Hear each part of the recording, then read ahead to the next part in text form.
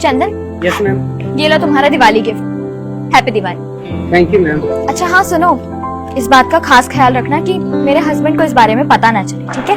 ठीक है मैम।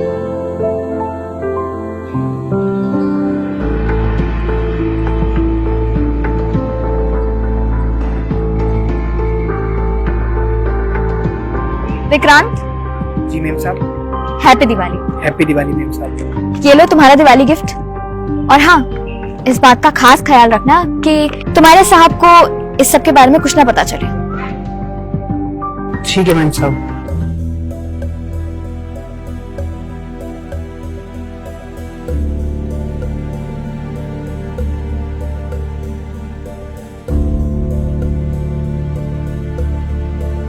मनीष, जी मैम साहब। हैप्पी दिवाली। ये लो तुम्हारा Diwali gift. Happy Diwali ma'am साहब। लेकिन हाँ, इस बात का ध्यान रखना कि तुम्हारे साहब को इस बारे में पता ना चले, ठीक है? ठीक है मैम साहब। अब काम करो।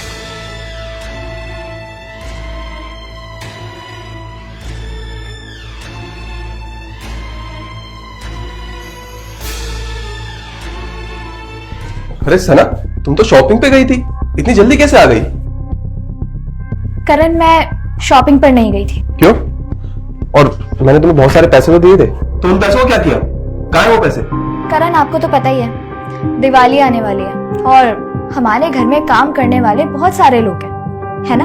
और आपको ये भी मालूम होगा कि दिवाली एक ऐसा त्योहार होता है पूरे साल में जिस पर इंसान उम्मीद लगाकर बैठा होता है। पूरे साल मेहनत करता है, काम करता है और वो ये सोचता है कि अब दिवाली के समय उसे नॉर्मल महीनों की तनख्वाह से कुछ ज्यादा एक्स्ट्रा मिलेगा, बोनस कह लो या फिर कोई गिफ्ट कह लो। उसे अपने मालिक से उम्मीद होती है कि वो दिवाली पर उसके लिए भी कुछ ना कुछ जरूर करेंगे, क्योंकि दिवाली पर हर किसी के काम में बहुत प्रॉफिट होता है। हम तो प्रॉफिट कमा लेते हैं, लेकिन हमारा प्रॉफिट तो उनसे ही होगा ना। मैंने देखा कि हमारे घर में काम करने वाले सभी लोगों के साथ किस तरह से पेश आ रहे थे, आप कैसे डांट रहे थे। सर 1 तारीख आने वाली है तो हमने सोचा कि आप हमें पहले ही बोनस दे दें। देखो भाई, तुम तीनों की सैलरी तुम्हें 10 तारीख को ही मिलेगी, और ये दिवाली का ना टंटा करना छोड़ दो, जाओ अपना काम करो। 10 तारीख? सर आप ऐसा मत कीजिए, वो क्या ना, मेरी माँ की तबीयत बहुत ज्यादा खराब है और ऊपर से त्योहार भी आ रहा है। अगर आप 10 तारीख को पैसे देंगे तो सब कुछ खराब हो जाएगा। हाँ सर, मुझे भी पैसे चाहिए, मुझे भी अपनी बहन के लिए स्कूटी लेनी है, और अगर मैं अपनी बहन को स्कूटी नहीं दिला पाया ना तो वो निराश हो जाएगी, क्योंकि मैंने उसको बोला था कि मेरी दिवाली पे जो पैसे मिलेंगे मैं तुझे स्कूटी दिलवा दूंगा। और सर मुझे भी कॉलेज की फीस भरनी है, मुझे भी पैसे चाहिए। भाई मैंने तुम तीनों का ठेका ले रखा है क्या? अब तेरी माँ की तबीयत खराब है तो मैं क्या करूँ, और तेरी बहन को स्कूटी दिलानी तो मैं क्या स्कूटी दिलाऊं उसे? और तू, तेरे फ्यूचर का खर्चा मैंने उठा रखा है। देखो तुम्हें कोई पैसे नहीं मिलेंगे और तुम्हारी सैलरी तुम्हें 10 तारीख को मिलेगी। और ये क्या दिवाली लगा रखा है? दिवाली आती नहीं, पागल हो जाते सब, कोई बोनस नहीं मिलेगा। जाओ अपना काम करो। दिवाली नहीं आती, पागल हो जाते सारे, जाओ।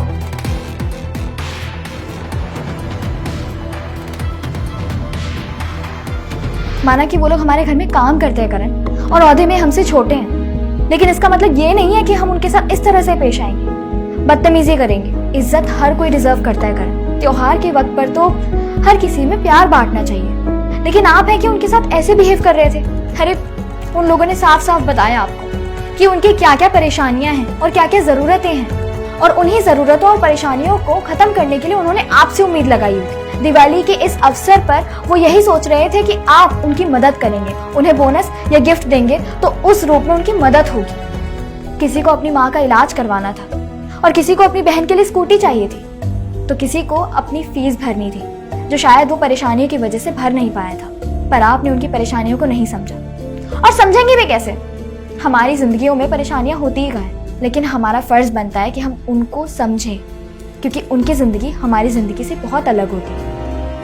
सना, तुमने बिल्कुल ठीक कहा, मुझसे बहुत बड़ी गलती हो गई, मुझे ऐसा नहीं करना चाहिए। वो बहुत वफादार है, अपना काम ना बहुत अच्छे से करते हैं। मैंने उन्हें कभी अपना समझा ही नहीं। मैं अपनी ये गलती जरूर सुधारूंगा, और जितना मेरे से होगा मैं करूंगा। I'm sorry। मुझसे सॉरी मत करो, बस जो गलती की है इसको कभी दोबारा दोहराइएगा। प्रॉमिस, आज के बाद कभी ऐसा नहीं। ये अच्छी बात है। आप बैठो, मैं खाना लगाती हूँ। ठीक।